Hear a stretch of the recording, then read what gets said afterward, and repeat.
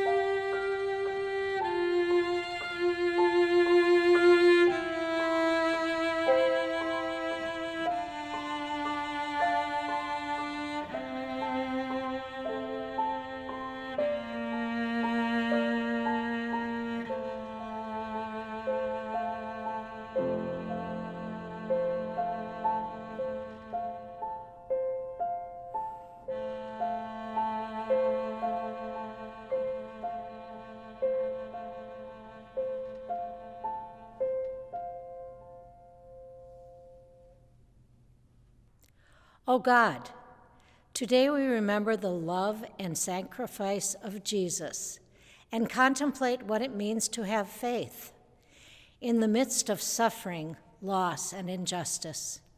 Even in this story of broken lives and broken hearts, we trust in your presence, your powers, and your way. We trust that in the midst of suffering, you are comfort. When we stray from the path on which you lead us, give us the grace that invites us back to your way. You, O God, are our hope. We wait for you. Amen.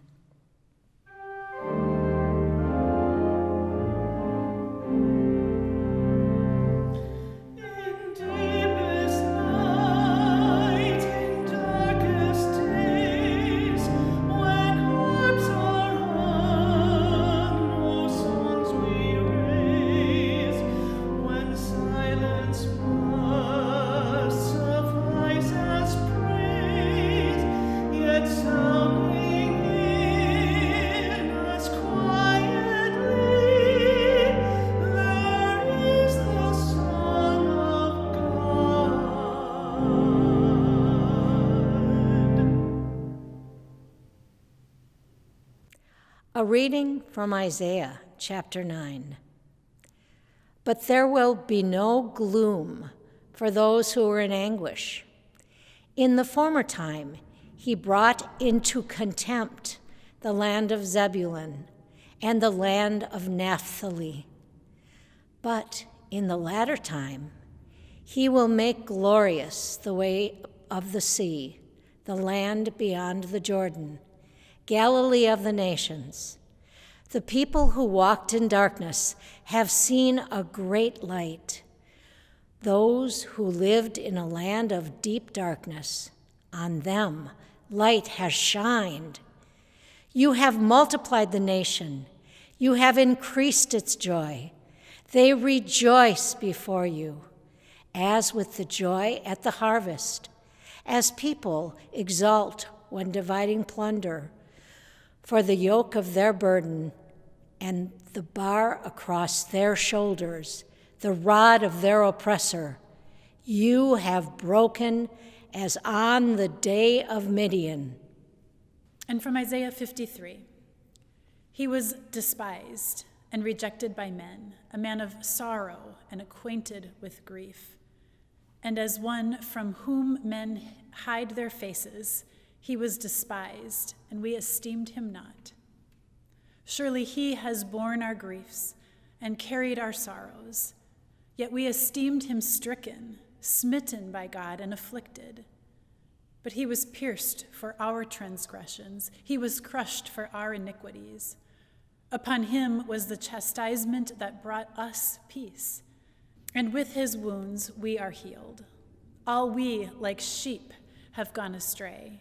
We have turned every one to his own way, and the Lord has laid on him the iniquity of us all. He was oppressed and he was afflicted, yet he opened not his mouth. Like a lamb that is led to the slaughter, and like a sheep that before its shearers is silent, so he opened not his mouth.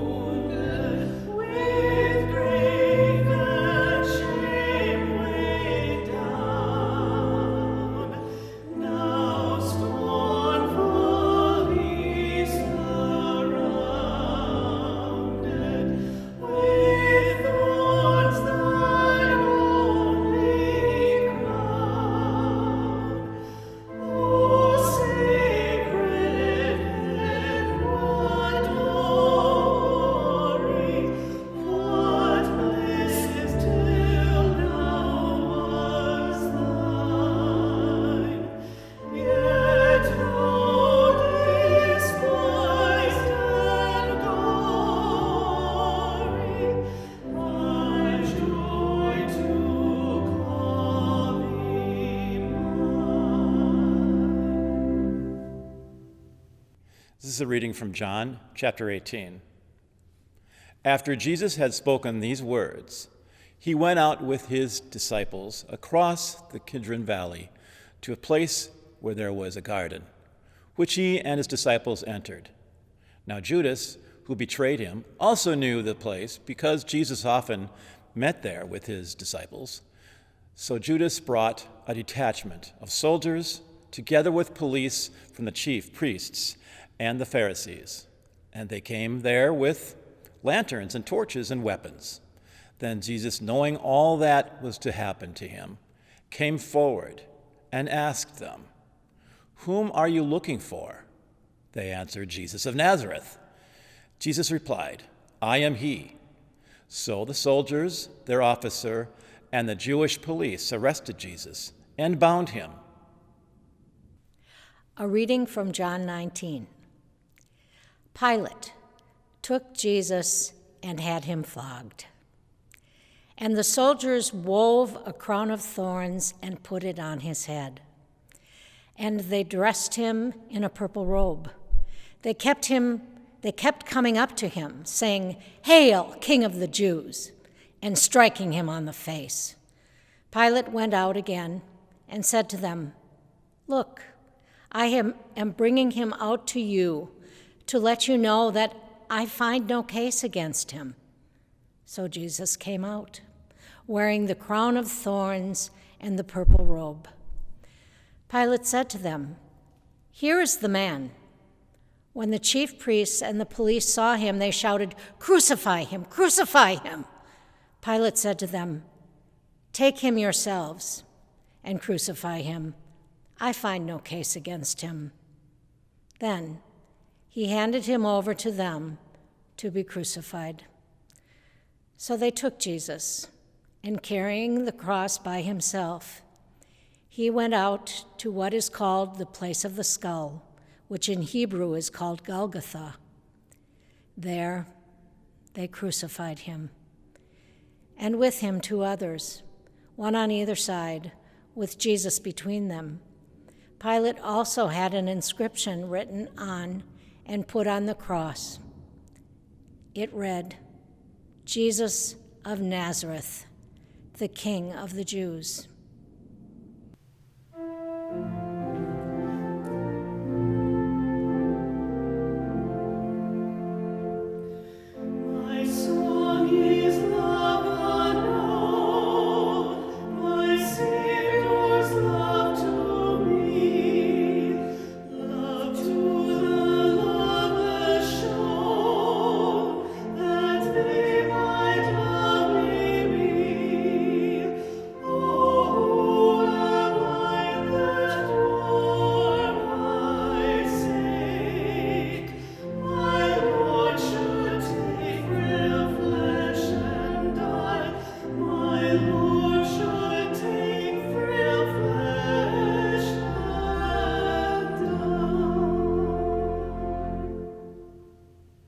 A reading from John chapter 18. Meanwhile, standing near the cross of Jesus were his mother and his mother's sister, Mary, the wife of Cleopas, and Mary Magdalene. When Jesus saw his mother and the disciple whom he loved standing beside her, he said to his mother, "Woman, here is your son." Then he said to the disciple, "Here is your mother." And from that hour the disciple took her into his own home. After this, when Jesus knew that all was now finished, he said, in order to fulfill the scripture, "I am thirsty." A jar full of sour wine was standing there, so they put a sponge full of the wine on a branch of hyssop and held it to his mouth. When Jesus had received the wine, he said, "It is finished." Then he bowed his head and gave up his spirit.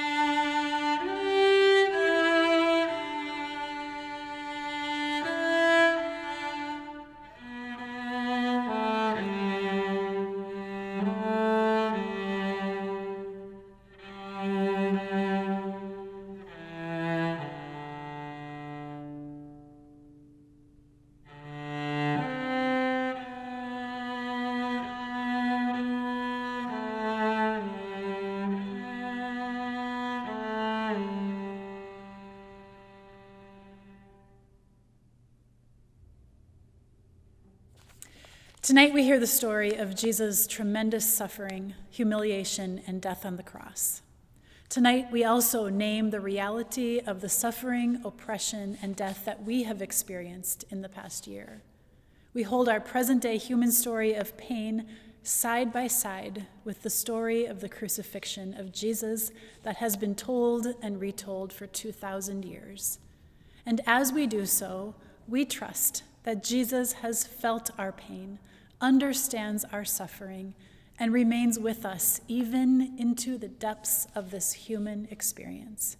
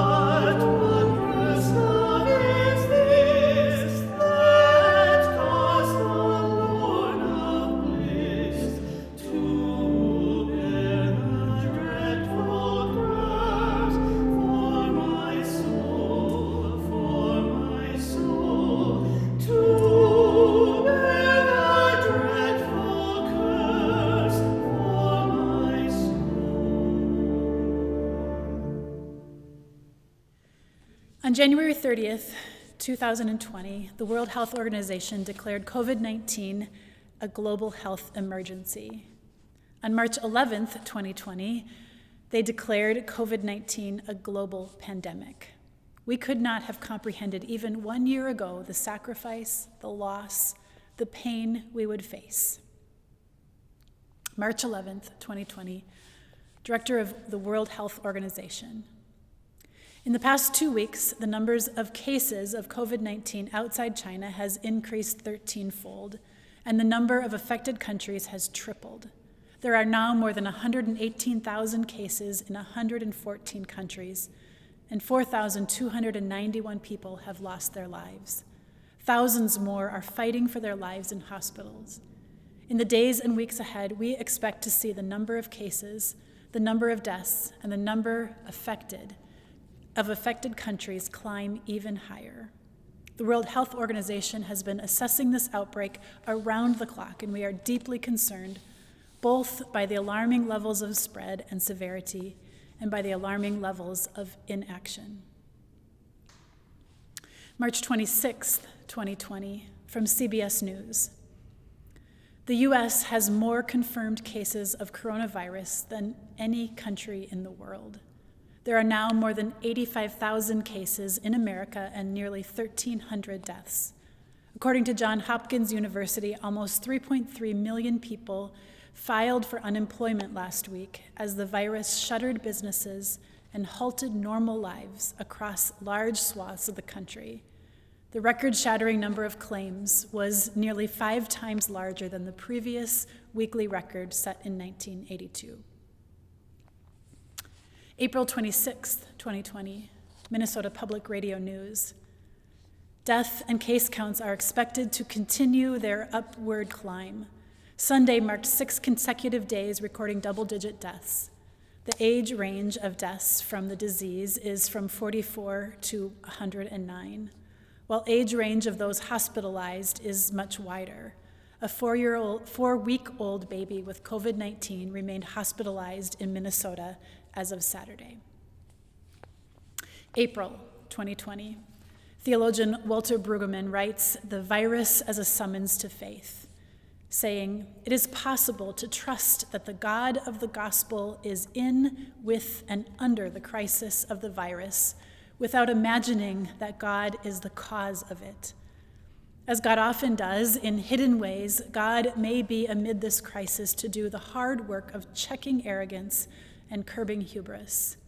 Amid the virus, we now face an alert about the indifference, exploitative world of global self-sufficiency we have been making and that some of us mightily enjoy.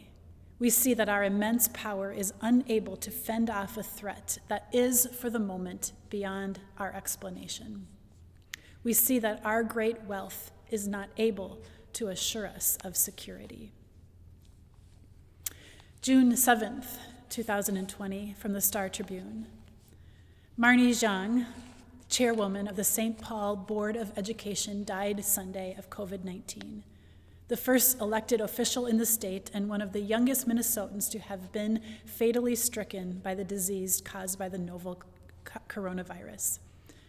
As a daughter of refugees and lifelong St. Paul resident, Marnie embodied our city's spirit, gave her heart to our students, and worked tirelessly to uplift the voices of the unheard. St. Paul Mayor Melvin Carter said on Twitter, "Along with so many others whose lives she touched, I am deeply saddened and stand in prayer for Marnie's family and loved ones as we grieve together." November 10th, 2020, Dr. Michael Osterholm. Minnesota is at a critical juncture in the pandemic, and if we don't take action now, we will be overwhelmed and facing the tragic scenario seen in neighboring states. Minnesotans need to be aware that overwhelmed healthcare systems will result in a catastrophic impact from a public health standpoint and also from an economic and social standpoint.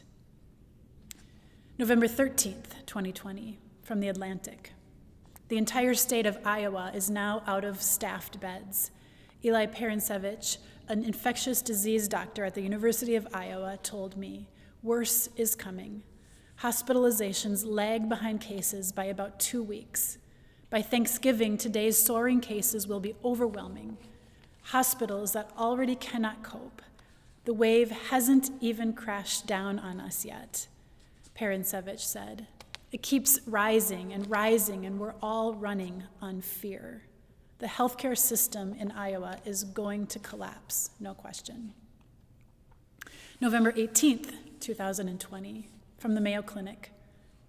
For nearly 9 months, our medical professionals have been working day and night to care for Minnesotans impacted by COVID. They are exhausted, but their commitment to caring for their fellow citizens is unwavering. They are truly heroes. But even heroes have limits, and the rampant community spread of the virus we are currently seeing is pushing our healthcare workers to the brink. Globally, as of the 27th of March, 2021, there have been 125,507,698 confirmed cases of COVID-19, including 2,755,212 deaths reported to the World Health Organization. Into our human pain, Jesus comes with a wondrous kind of love. In human skin, Jesus suffered, he grieved, he was betrayed, and he died. Jesus experienced the depth of human pain and continues to offer to us God's wondrous love.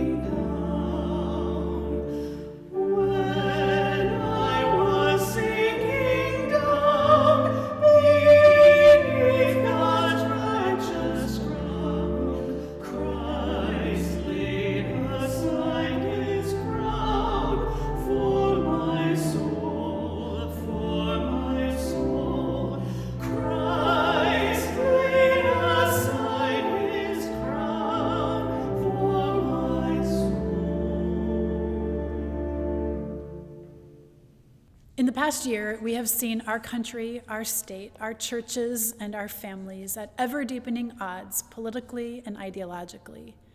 Last year's election was tense, bitter, overwhelming, and violent. Even as we look for hope, we wonder if our system is beyond repair. We cannot play ostrich. Democracy just cannot flourish amid fear. Liberty cannot bloom amid hate. Justice cannot take root amid rage. We must dissent from this indifference. We must dissent from apathy. We must dissent from the fear, the hatred, and the mistrust. We must dissent from a nation that has buried its head in the sand, waiting in vain for the needs of its poor, its elderly, its sick to disappear and just blow away. Thurgood Marshall, July 4th, 1992. For the past several years, I've been watching the increase in partisan enmity in the U.S. with growing alarm. Multiple social, cultural, and religious factors are converging to create a particularly toxic political stew. America is being pulled apart. This phenomenon is geographic, ideological, and spiritual. David French, Time Magazine, September 10th, 2020. Less than a month before the election, we have come to a place where every aspect of our electoral process is in doubt and at risk, threatened by suspicion, resentment, now loose among our people to our great mutual harm.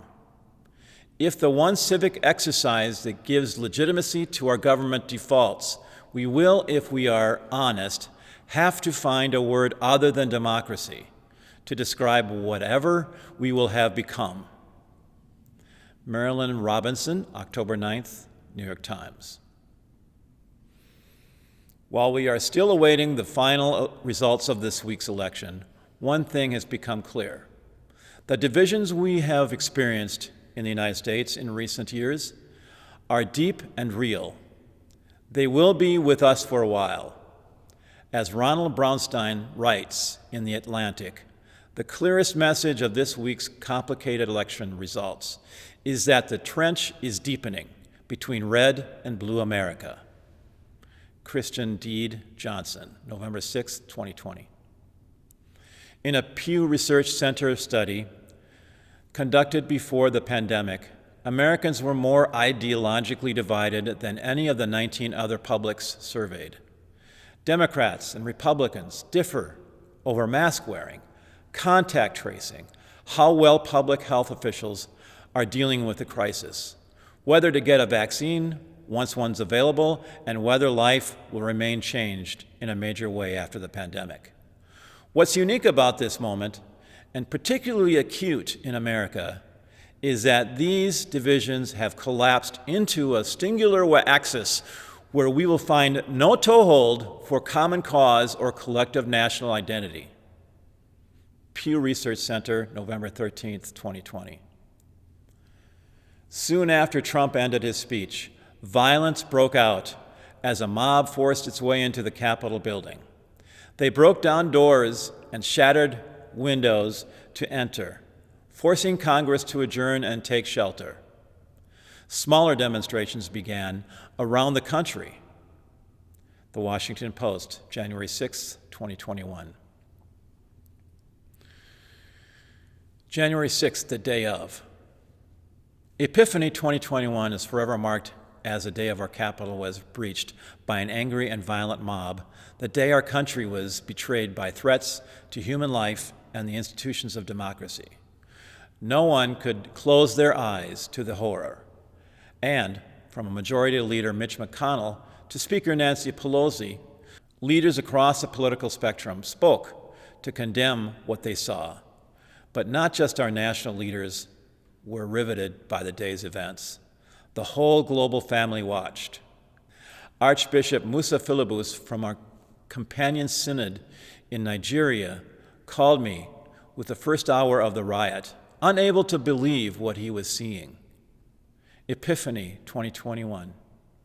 Actually, the word epiphany means revelation or manifestation. We will likely never forget what was revealed to us last Wednesday. Bishop Ann Svengensen, Minneapolis Area Synod, January 11th, 2021. Into this division, into our human pain, Jesus comes with a wondrous kind of love. In human skin, Jesus suffered, he grieved, he was betrayed, and he died. Jesus experienced the depth of human pain and continues to offer us God's wondrous love.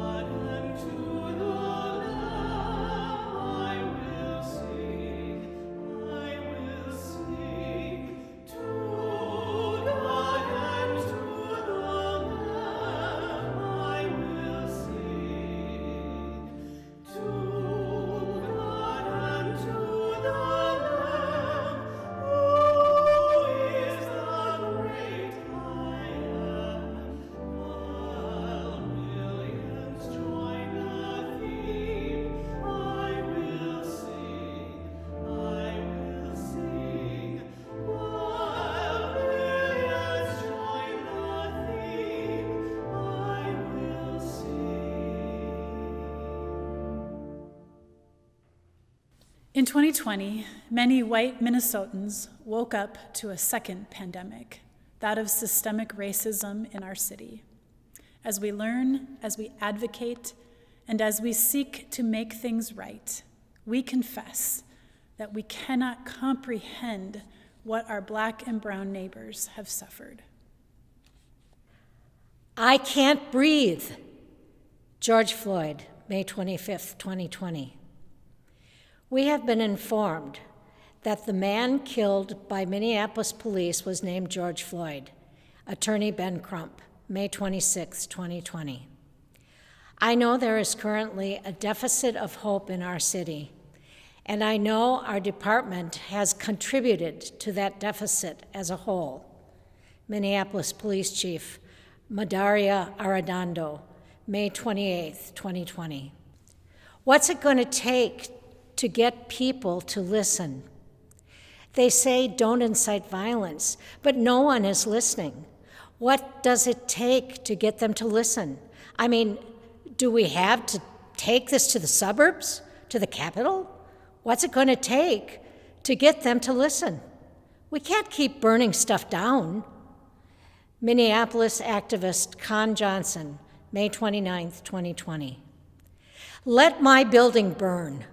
Justice needs to be served, and those officers need to be put in jail. Ruhul Islam, owner of Gandhi Mahal Restaurant, May 29, 2020. The violence and destruction that we've experienced the last 2 nights are but symptoms of generations of inequality. Pastor Ingrid Rasmussen, Holy Trinity Lutheran Church, May 30th, 2020. The Guard moves in. Mass deployment aims to quell rioting. Violence convulses cities nationwide over George Floyd's death. Star Tribune headline, May 31st, 2020. Riot is the language of the unheard. Reverend Martin Luther King, Jr., 1967. I am calling for a state of emergency for Black people. Racism is a public health issue. Andrea Jenkins, Vice President, Minneapolis City Council, June 1st, 2020. I was horrified. The police had just shot at medics, clearly marked with red crosses on our clothing and our station. The sign of not only first aid, but also of my faith that had moved me to come, protest, and help. Trayvon Teller, student at Augsburg University, June 2nd, 2020. Neutrality isn't really an option. We can't stand on the sidelines. Sidelines don't exist. We can't just look on. Bishop Ann Svenningsson, Minneapolis Area Synod, ELCA, June 2nd, 2020.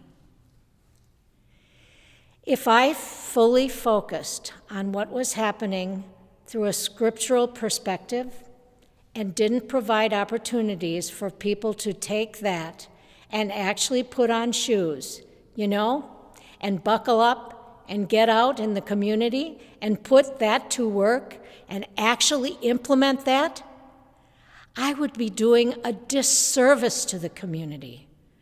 Reverend Gia Starr Brown, pastor, First Covenant Church, June 4th, 2020. What happens to a dream deferred? Does it dry up like a raisin in the sun, or does it explode? Langston Hughes, from his poem Harlem, published in 1951. Minnesotans observe 8 minutes, 46 seconds of silence in honor of George Floyd. Star Tribune headline, June 9th, 2020. He deserves justice. Life matters. It mattered to me. And I sincerely hope and pray his life matters to the jurors who are being selected to ultimately weigh the evidence and reach what I hope will be a fair and just verdict against the officers. Colnese Hendon, Minneapolis, who worked with George Floyd at the Salvation Army Harbor Light Center, March 6, 2021. March 8th, 2:30 p.m., multiple shots fired. A man is photographed perched atop cup food with an assault rifle on a tripod. Children cry. Zone medics are offered to visit neighbors and provide mental health support to those being traumatized. Monica Nilsson, on behalf of a collection of neighbors adjacent to George Floyd Square, March 16, 2021. When is justice achieved? Is justice achieved with a $27 million settlement? Will justice be achieved if Chauvin is convicted? Will justice be achieved if the other officers are convicted? Pete Gamamatis, Minneapolis, March 16th, 2021. We can't grow without changing, and we hate changing. If everything in our lives is fine and in order, why change anything? So we need to be stirred to change, either by great love or by great pain. And by far, the most frequent motivation for change is great pain. A great headache is why we submit to an MRI. A great abdominal pain is why we change our diets. A painful firing might lead you to change your work habits, and hitting rock bottom might lead you to finally say, "Hi, my name is Bob and I'm an alcoholic." This is true on a communal level also. Here, change is even harder because we need both great pain and consensus. So usually the pain has to be unbearable and shared, like the pain we experienced on May 25th. We stand in communal shock, asking, where do we go from here? How are we going to change? Former Minneapolis City Councilman Reverend Don Samuels, March 20th, 2021. Into our human pain, Jesus comes with a wondrous kind of love. In human skin, Jesus suffered, he grieved, he was betrayed, and he died. Jesus experienced the depth of human pain and continues to offer God's wondrous love.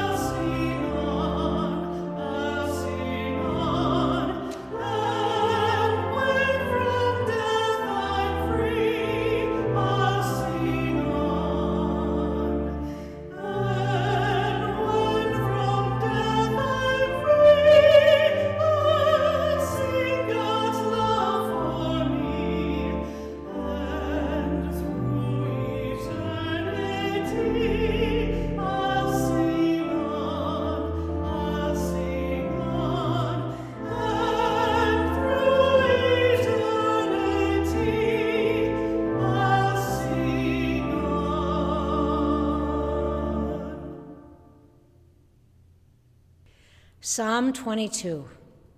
My God, why have you forsaken me? Why are you so far from helping me, from the words of my groaning? Oh, my God, I cry by day, but you do not answer, and by night, but find no rest.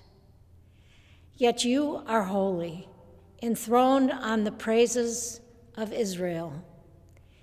In you our ancestors trusted, they trusted, and you delivered them. To you they cried and were saved. In you they trusted and were not put to shame. All the ends of the earth shall remember and turn to the Lord, and all the families of the nations shall worship before him. For dominion belongs to the Lord, and he rules over the nations. To him, indeed, shall all who sleep in the earth bow down. Before him shall bow all who go down to the dust, and I shall live for him. This is 2 Corinthians chapter 4. But we have this treasure in jars of clay to show that the surpassing power belongs to God and not to us. We are afflicted in every way, but not crushed, perplexed, but not driven to despair, persecuted, but not forsaken, struck down, but not destroyed, always carrying in his body the death of Jesus, so that the life of Jesus may also be manifested in our bodies. For we who live are always being given over to death for Jesus' sake, so that the life of Jesus also may be manifested in our mortal flesh. So death is at work in us, but life in you.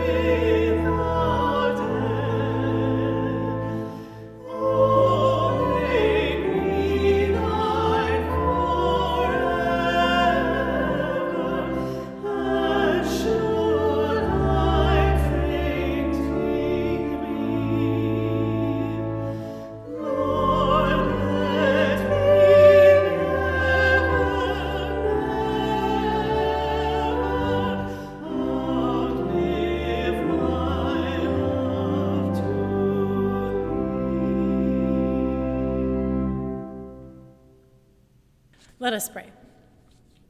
Now we know all is grace, all is gift.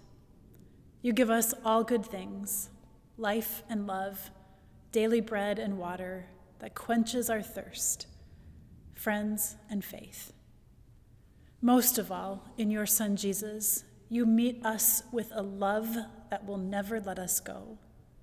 You utter words of mercy and forgiveness that override the hurts and heal our brokenness. You offer new beginnings where we had expected only dead ends. We give you thanks and praise for the mystery of your suffering love that gives us life. We give you thanks and praise that you know our weakness and hear our prayers. We give you thanks and praise that all our dying and living is held in your good keeping. Now we know all is grace, all is gift. We give you thanks and praise. Amen.